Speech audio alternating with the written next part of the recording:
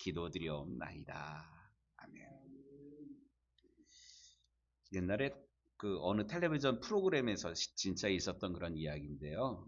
할머니랑 할아버지랑 뭐 퀴즈 푸는 그런 그런 일이었는데, 할머니가 이렇게 들고 있으면 이 반대편에 있는 할아버지가 요 단어를 설명을 하면 할머니가 요 단어를 맞추는, 뭔지 알죠? 근데 여기 문제가 뭐였냐면 천생연분이었어요. 이것을 이제 할아버지가 보고 할아버지가 설명을 합니다. 천생연분을. 당신이랑 나 사이 뭐지? 원수. 뭐 이랬어요. 아니 그거 말고 내자 있잖아, 냈잖아. 뭐라고 대답했을까요? 평생 원수. 이렇게 실제로 텔레비전에 그렇게 이야기를 하더라고요. 막 웃었어요, 저도요. 예. 어느 교회에 목사님이 새로 부임을 하셨습니다. 신방하면서 이제 가족들에게 대해서 이렇게 묻는데, 할머니가 자기 남편에 대해서 목사님한테 설명을 해요. 자기 남편은 어떤 사람인지. 우리 남편은 나한테 로또 같은 존재라고, 이런 얘기예요. 오, 남편이 되게 좋으신 분인 것 같다고. 그러니까 로또라 그러지. 그 인간 나랑 한 번도 맞은 적이 없다고, 내 인생에. 맞는 적이 없었다고. 예, 뭐 우스갯소리이지만, 예, 평생 원수, 로또같이 맞는 적이 없어. 이런 이야기가 이제 오늘 사실 본문 가운데 나오고 있어요. 무슨 얘기냐면, 유대인들이 이방인들을, 미끄럼 조심하라는 문자인 것 같아요. 빙판길 조심. 유대인들이 이방인들을 그렇게 미워하고 싫어하고 뭐 이런 평생 왼수. 맞는 적이 없어. 같은 동족인데. 이런 이야기가 오늘 본문 가운데 나오고 있어요. 우리가 지난 시간에 사도 바울이 유대인으로서 율법에 대해서, 하나님에 대해서 열심히 했던 자였는데, 다메섹으로 가다가 갑자기 하늘로부터 빛이 임하면서 사울아 사울아 어찌하여 네가 나를 핍박하느냐, 누구십니까? 이랬을 때 나는 네가 핍박하는 예수니라. 그 이야기를 듣고 사울이 회심하는 그런 이야기, 간증, 회심 간증 이야기를 들었지 않습니까? 그런데 그 간증이 이렇게 사울이 바뀌었다라는 걸로 끝나지 않고, 두 절 말씀을 좀 보도록 하겠습니다. 15절 말씀. 내가 그를 위하여 모든 사람 앞에서 내가 보고 들은 것에 증인이 되라. 지금 그러니까 사울이 경험한 것을 다른 사람들한테 전하라고 하나님께서 사울을 부르셨다. 이 간증이 이렇게 이어집니다. 이게 또 보다 구체적으로 21절에 보니까 나더러 또 이르시되 떠나가라. 내가 너를 멀리 이방인에게로 보내리라 하셨느니라. 특별히 사울이 하나님으로부터, 우리 주님으로부터 부름받은 이유가 뭐냐면 이방인들에게 복음을 전하도록 하나님께서 부르셨다. 요 이야기, 요 간증을 합니다. 근데 이 간증을 듣자마자 유대인들이 갑자기 돌변을 해요. 22절 말씀 같이 읽겠습니다. 이 말하는 것까지 그들이 듣다가 소리질러 이르되 이러한 자는 세상에서 없애버리자, 살려둘 자가 아니라 하여. 야, 뭐 간증하는 것까지는 뭐 참겠어. 근데 그 간증의 결말이 뭐예요? 이방인들에게 복음을 전하도록 하나님께서 나를 부르셨다는 이야기를 들으니까 유대인들이 막 화가 나가지고요, 이런 간증을 하는 사울을 막 죽이려고 그래요. 그런데 이상합니다. 이방인이라는 게, 그러니까 유대인 말고 다른 사람들, 거기에는 사도 바울도 들어가지만 뭐 사마리아 사람도 들어가고 뭐 이렇습니다. 특별히 이제 사울을 왜 이렇게 죽이려고 그랬을까? 같은 유대인이었고요, 같은 하나님을 섬기는 사람이었고요, 또 율법에 대해서 잘 알고 있었던, 같은 율법을 믿었던 그런 사람들이고요. 같은 아브라함의 자손인데 지금 막 죽이려고 막 눈에 불을 켜고 막 이럽니다. 왜 그들은 이렇게 바울을 죽이겠다고 난리를 치는 것일까요? 그 이유가 도대체 뭘까? 배신했기 때문에? 뭐 그 말도 맞는 말인데 구체적으로 말해서 유대인들은 잘못된 선민 사상을 가지고 있어요. 선민. 선택된 백성이다. 이제 영어로 얘기해가지고 영어로 곤란해다, 선택되다 이게 초이스라는 단어이거든요. 초이스. 초즌, 선택된, 이미 뽑혀가지고 구별돼가지고 특별하게 구별받은 백성들이다.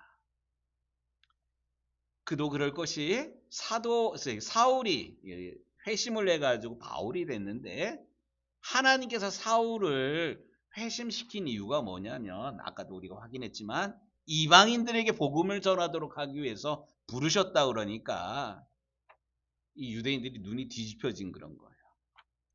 유대인들은 바울이 복음 전하려고 하는 그 이방인들과 하나님으로부터 선택된 자기들과 동등한 사람으로 여겨지는 것을 용납하지를 않습니다. 자신들은 평생 율법을 알고 율법을 지켰던 그런 사람들입니다. 그리고 하나님 앞에서 경건하게 살아왔다고 자부하고 있는데 이방인들은 뭐예요? 율법도 모르고 율법을 모르니까 지키지도 않았던 그 사람들과 자기들이 동일한 취급을 받아서 그들 또한 구원을 받는다 그러니까 구원을 받도록 하기 위해서 바울이 가가지고 복음을 전하겠다 그러니까 이걸 용납할 수가 없는 거예요. 평생 신앙생활, 율법 가운데서 신앙생활하는 자신들이 바보 같기도 하고 손해보는 것 같기도 하고 그래서 절대로 안 된다는 이런 편협한 생각에 갇혀 있었기 때문에 사도 바울이 회심을 한 이후에 이방인들에게 복음을 전하러 간다 그러니까 이게 살려둘 수가 없는 거예요. 돌을 들어가지고 막 때리려고 죽이려고 그랬습니다. 그러니까 사람들이 막 소요가 일어나니까 24절에 천부장이 바울을 영내로 데려가라 명하고 일단은 이 로마 군인들은 백부장도 그러고 천부장도 그러고 자기가 관할하는 지역에 소유가 일어나서는 안 돼요. 왜? 자기의 자리랑 자기 밥통이랑 관련이 돼 있는 그런 거예요. 소유가 일어나면 어려움이 일어나면 결국 자기 목이 달아나니까. 그러니까 이 소유를 진정시키기 위해서 이 사울을 영내로 데려가라고 이렇게 명합니다. 그런데 여기까지는 참 잘한 일인데 24절 후반절을 보니까 그들이 무슨 일로 그에 대하여 떠드는지 알고자 하여 채찍질하며 신문하라 한대. 여기에 이제 천부장의 실수가 여기에 있어요. 많은 사람이 한 사람을 달려들어가지고 막 죽이려고 그러면 일단 뜯어놓는 것까지는 잘했는데 사람들한테 많은 사람들이잖아요. 많은 사람들의 도대체 저놈이 어떤 잘못을 했기에 이러느냐고 좀 흥분 가라앉히고 좀 얘기해보라고 이래야 되는데 이게 순리잖아요. 그런데 이 천부장이 어떻게 하냐면 바울을 띄워놓고 성중으로 들여놓고는 그 누구를 때리냐면 보세요. 무슨 일로 그에 대하여 떠드는지 알고자 하여 채찍질하며 신문하라는데 누구를 채찍질하고 누구를 신문하는 거예요? 오히려 바울을 아직 이제 바울이라는 이름이 안 나오니까 사울을 그렇게 신문을 합니다. 여기 채찍질이라는 그런 단어가 나오는데 이 채찍질은 단순한 매질이 아니에요. 가죽 끝에다가 쇳덩어리나 뼈 조각을 달아가지고요. 후려치면 쫙 소리와 함께 이 채찍이 다시 돌아오면서 살을 뭉퉁뭉퉁히 띄어내는 그런 아주 처참한 그런 고문 기구예요. 우리가 부활절 전에 고난주간에 예수님 고난당하였던 그 영화 보잖아요. 특별히 패션 오브 크라이스트라는 그런 영화 봤을 거예요. 예수님 재판받는 로마 병정들에 의해서 채찍으로 막 맞고 그러잖아요. 이 가죽 끝에 못 같은 거 있잖아요. 그리고 뼈 조각 같은 거를 달아가지고 후려칠 때마다 소리와 함께 살점이 막 떨어져 나가는. 이것은 사실 자유인이나 로마 사람에게는 행할 수 없는 종들에게만, 노예에게만 행하였던 그런 형벌이라고 합니다. 그런데 이 그러니까 사울에게 이 천부장이 묻지도 않고, 이 사실 사울에게 물을 일이 아니거든요. 군중들에게 물어야 되는데 이 천부장이 지혜롭지 못하게 이거를 누구에게서 이 이야기를 들으려고 하면 사울에게서 들으려고 그러는데, 그냥 고분고분 순하게 이야기를 물어가지고 듣는 그런 게 아니라 채찍질해가지고. 여기 보면 그 채찍질을 한다는 거는 지금 이 천부장이 이 사울을 인격적으로나 인권을 가지고 대하였던 게 아니라 이 권력을 가지고 힘을 가지고 함부로 대하는 그런 겁니다. 그러면서 실제로 그렇게 하려고 25절에 가죽줄로 바울을 매니. 너희가 이렇게 되니까 바울이 어떻게 항변을 하냐면, 우리 속담에 그런 말 있잖아요. 군뱅 아니야. 지렁이도 밟으면 어떻게 한대요? 꿈틀댄다 뭐 이런 거 있잖아요. 나 아무 잘못도 안 했는데 묻지도 않고 죄도 없는 사람이 이렇게 때리니까 억울하기도 그러잖아요. 왜 때려 이러지 않고 사울이 자기의 권리를 주장을 합니다. 그 권리가 뭐냐면, 너희가 로마 시민 된 자를 죄도 정하지 않고 채찍질할 수 있느냐? 이 이야기를 해요. 뭐 우리랑은 상관없는 이야기지만 범죄자에게도요 인권이라는 게 있다 그래요. 그래서 형사들이 범인을 체포할 때 미란다 원칙이라는 걸 얘기를 하잖아요. 당신은 뭐 변호사를 살 뭐 권리가 있고 뭐 그런 거 있잖아요. 미란다 원칙. 아무리 이 사람이 범인이라고 할지라도 과정이 잘못되면 오히려 이게 풀려나게 돼요. 근데 이 천부장이 실수를 하고 있는 거야. 더군다나 지금 사울은 로마 시민권을 가지고 있는 그런 사람이에요. 로마 시민권. 여기 중요한 게 로마 시민권이라는 그런 독특한 특권인데, 그러니까 우리는 한국에 태어났기 때문에 한국 사람이에요. 근데 우리나라에 살고 있지만 외국에서 온, 우리 지역에 이제 외국인 노동자들 많잖아요. 한국에 살고 있고 한국에서 일하지만 그 사람들은 신분이 불안정해요. 왜냐하면 대한민국 사람이 아니어서. 이 마찬가지로 우리 한국 사람이 미국에 가서 일을 하는데 취업 비자를 가지고 미국에 가서 일을 해야 되는데, 관광 비자로 가거나 뭐 단기 비자로 갔다가 이 비자 이민국에 걸리면 10월 달인가요? 우리나라 뭐 LG 뭐 이렇게 가가지고 뭐 300몇 명 추방돼가지고 나오고 뭐 이랬었잖아요. 이게 어쨌든 우리가 어느 나라 사람인가 요게 아주 중요한 그런 상황이에요. 사도 바울 시대도 마찬가지였습니다. 사도 바울 시대에 가장 강대한 나라가 어디였냐면 로마였습니다. 근데 로마에 산다고 모든 사람들이 로마 시민권을 가지고 있는 게 아니에요. 독특하게 원로원에서 허락한 사람들만 로마 시민권을 갖는데, 원로원에서 그 허락한 로마 시민권은 어떤 사람들이냐면 전쟁에서 공을 세운 사람, 우리식으로 얘기하면 국가 유공자. 이러면 그 군인이라 할지라도 군인은 사실 용병이거든요. 이 로마 사람이 직접 전쟁을 하지 않고 지휘관, 뭐 천부장, 뭐 백부장은 로마 사람이지만 싸우는 사람들은 용병들이에요. 그러니까 용병들이 전쟁에 공을 세우면 원로원에서 누구는 이번에 큰 성과를 냈으니까 로마 시민이야, 이렇게 로마 시민권을 줍니다. 그런 경우가 첫 번째 있고요. 또 부모가 시민권자이면 그 아들, 딸들이 자연스럽게 로마 시민권을 보장받게 됩니다. 이런 경우가 두 번째 경우고요. 세 번째는 로마 정부의 특별한 의무를 다하는 자유시, 그러니까 로마가 세계를 정복하면서 거점으로 삼은 그런 도시들이 있어요. 거기에 그 지역의 점령지에서 특별한 공을 세운 특별한 의무를 다하는 이들에게 로마 원로원에서 구별해가지고 로마 시민권을 줘요. 또 하나는 돈을 주고 로마 시민권을 사는 경우가 있었다 그래요. 아까 미국 이야기 잠깐 했는데 미국이라는 나라가 세계 강대국인데요.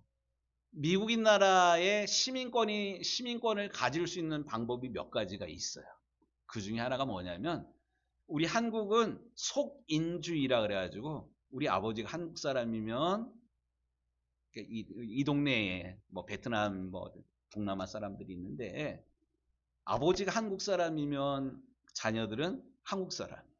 또 이 지역에 뭐 캄보디아 사람이 와 있는데 아버지가 캄보디아 사람이면 한국에 살고 한국말을 하지만 걔는 누구예요?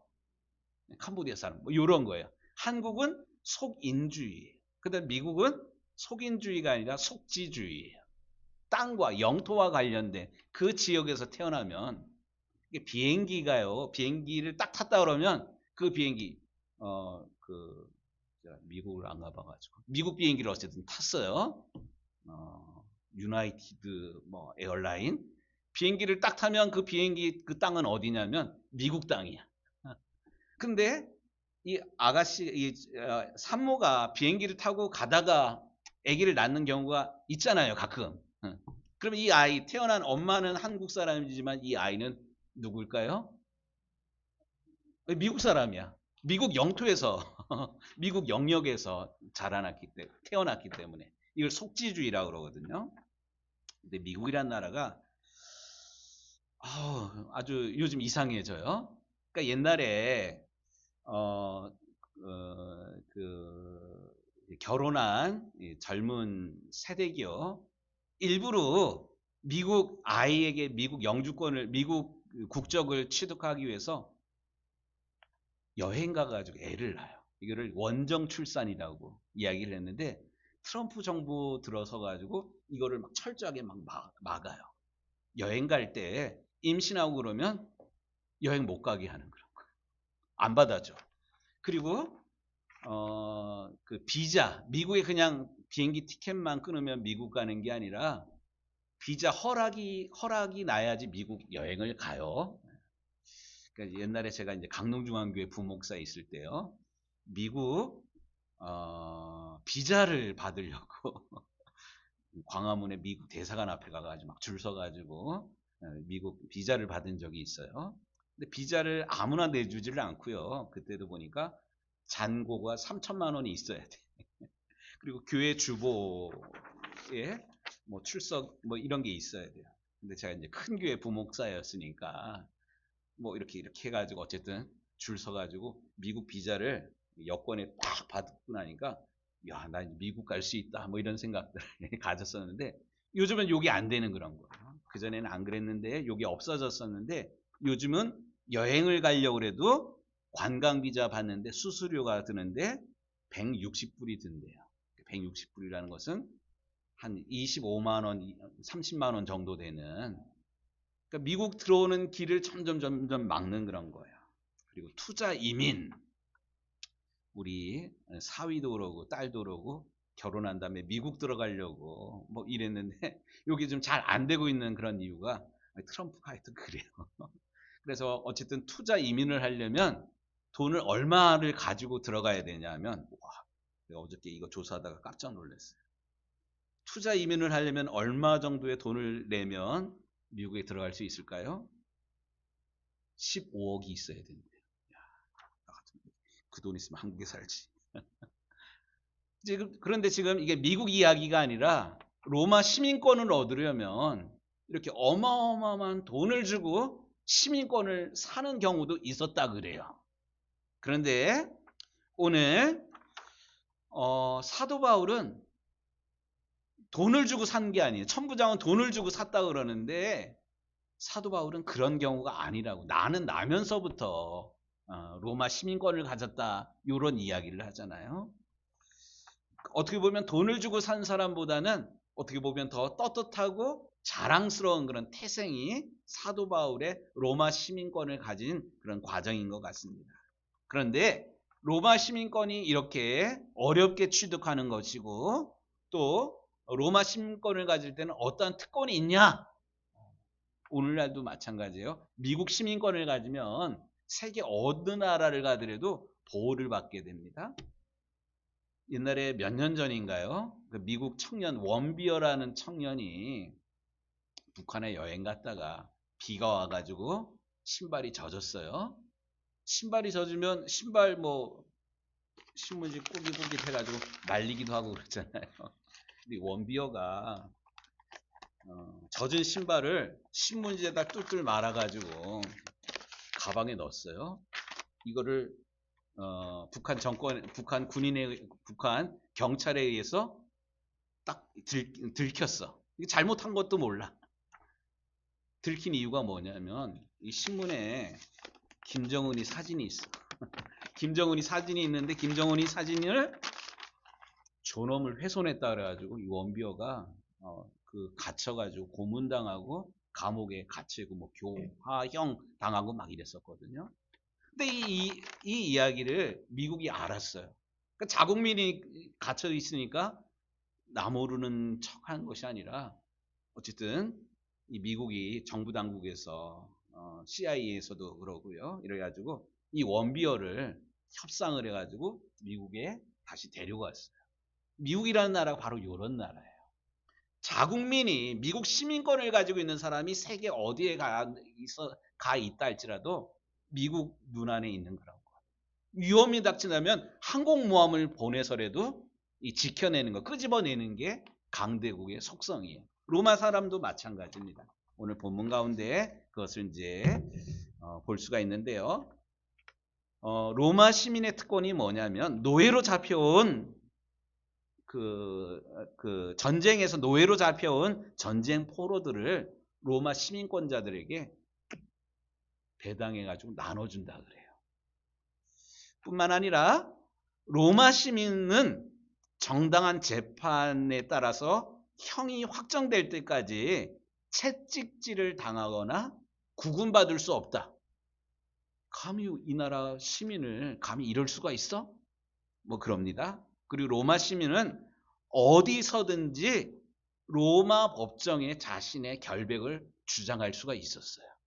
지금 사도 바울이 이것을 사용합니다. 그런데 참 재미난 것이요. 지금까지 사도 바울은 자기가 로마 시민권자라는 것을 한 번도 이야기해 보지를 않았어요.